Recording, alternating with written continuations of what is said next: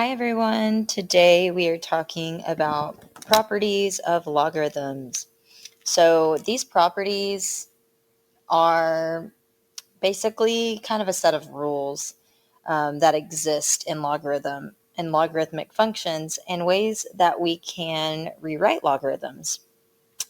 And you can go both from this left side of the equation to the right side of the equation and back. And what I mean by that is you can rewrite a logarithmic function from something being multiplied to adding, breaking them up, or from adding to multiplication. Same thing with division. Log base a of x divided by y is equal to log base a of x minus log base a of y. These are equivalent functions. The product rule says that you can move from multiplication to addition and vice versa. The quotient rule says that you can move from division to subtraction and vice versa. The multiplication rule, it doesn't matter the order. The quotient rule order does matter though. The numerator is always first minus the denominator. The power rule says log base a of sum x to the power of y is equal to y times log base a of x. Basically, it took that power and it moved it out to the front. Again, you can move from left to right or right to left depending on what the situation calls for. These rules also apply to natural logs. So you'll notice that these are the same thing except this says log of sum base a and this is natural log. We can move from multiplication to addition, division to subtraction, and that that power to being multiplied out front. And really a lot of the times when you encounter, these logarithmic expressions, we just either want to do something called expanding or condensing them. If we expand these logarithmic functions, we are going to be moving from left to right. Basically, we're making them bigger. This would be to expand. And to condense, we are moving from right to left. We are making them smaller. Condense. Sorry, not very good writing right there. And so those are the two situations, again, that you will encounter. So let's back up a little bit. Oh my gosh, wrong way again. And you basically need to ask yourself what operation is happening. So log base 4 of x times y times z. I'm going to be using the quotient rule. Product. Oh my goodness. Product rule. Product means they are multiplying and I want to move from multiplication to addition. And so how I'm going to do that is I'm going to take each one of them and they are going to become their own log. So log base 4, that doesn't change, of x plus log base 4 of y plus log base 4 of z. And we have expanded this logarithm. You just need to ask yourself, what is happening? They were all being multiplied, x times y times z, and to expand them, I use the product rule and change it from multiplication to addition. And you basically know that you're done when there's nothing left on the left-hand side. Like there's no multiplication, there's no division, and there's no powers. So again, if I wanted to expand this, I need to ask myself what's going on here. And there is a power. And to expand it, I need to move from left to right. So I basically just need to move this 2 out front to expand it. So this in expanded form is 2 times log base 5 of x. You can definitely write out what you're doing, power rule, or you can just do it like I did it.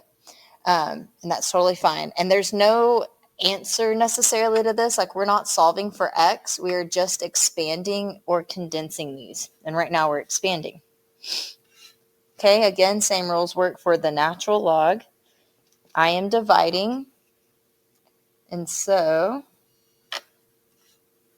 again, the numerator goes first, natural log of x. And with the quotient rule, I need to write that out, sorry, just so you have it.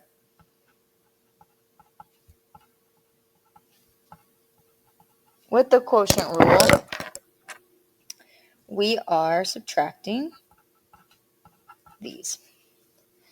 By the way, you are going to get these formulas on your formula sheet. The formula sheet is in Canvas, just so you know.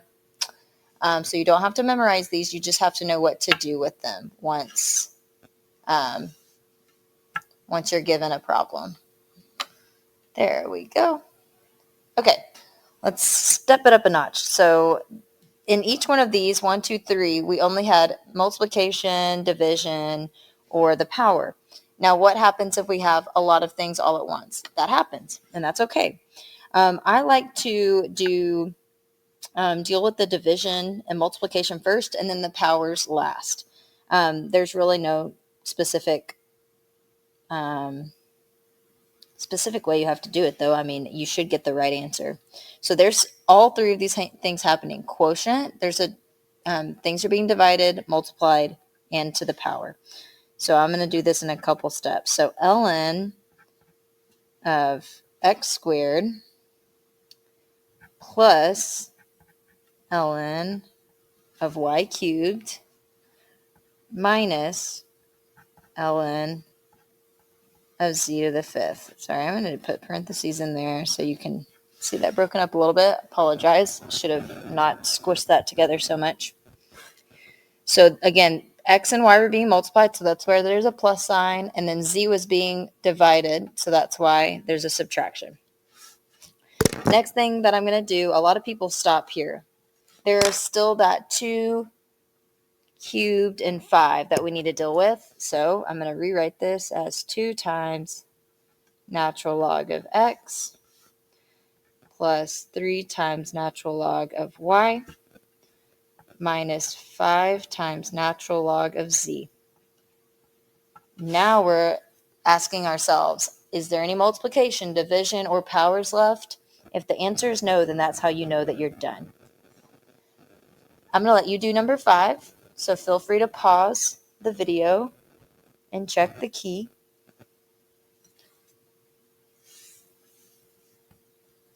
I'm going to keep going. We've got ln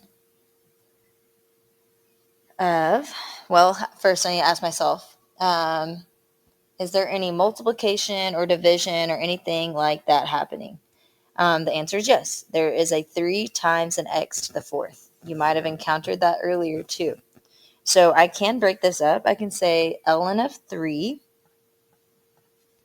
plus ln of x to the fourth. Okay, so that's that numerator minus ln of e.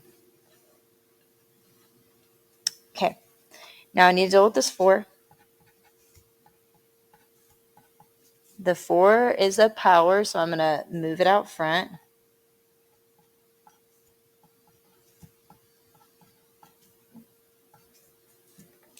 I'm almost done. And honestly, you could probably be done here, and it would be fine. I would grade it okay. Your homework won't. It will say you need to continue to simplify this. And just so you know, ln and e are inverses of one another. And ln times e is actually, it simplifies to 1. So you can go ahead and continue simplifying that to 1 if you really wanted to. Okay. The last thing that we're going to do for this video, we have been we've been expanding. We've been making it bigger. We have been, again, moving from left to right. And the next thing we're going to do is condense. We're going to move from right to left. We're going to basically do the opposite. And how you know you're done here is that log is only written one time. So I need to ask myself, what operation is happening? Addition. If addition is happening, then we can consolidate this by turning it in from addition to multiplication. So I can rewrite this as log base 2 of 6x plus 1 times 3. And yes, I do need to simplify that. I just need to distribute, so I get 18x plus 3. And then I'm done. Not too bad. All right. If there's numbers out front, I deal with that first. So again, we're moving backwards. So these numbers out front are going to end up being exponents.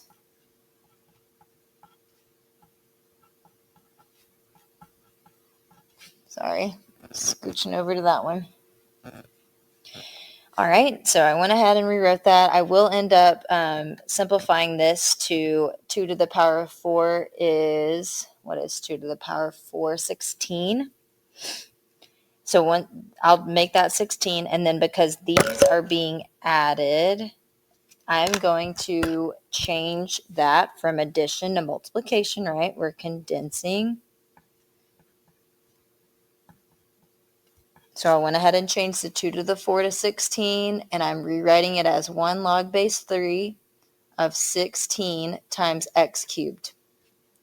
I still have that minus log base 3 of y cubed.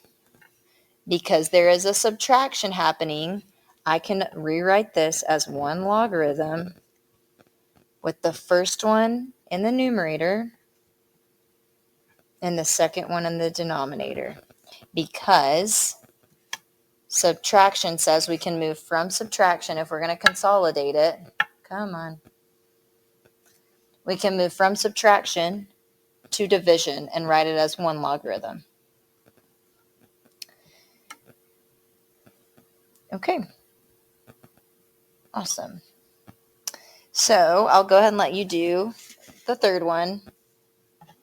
The answer is going to be ln of x divided by y to the 5th.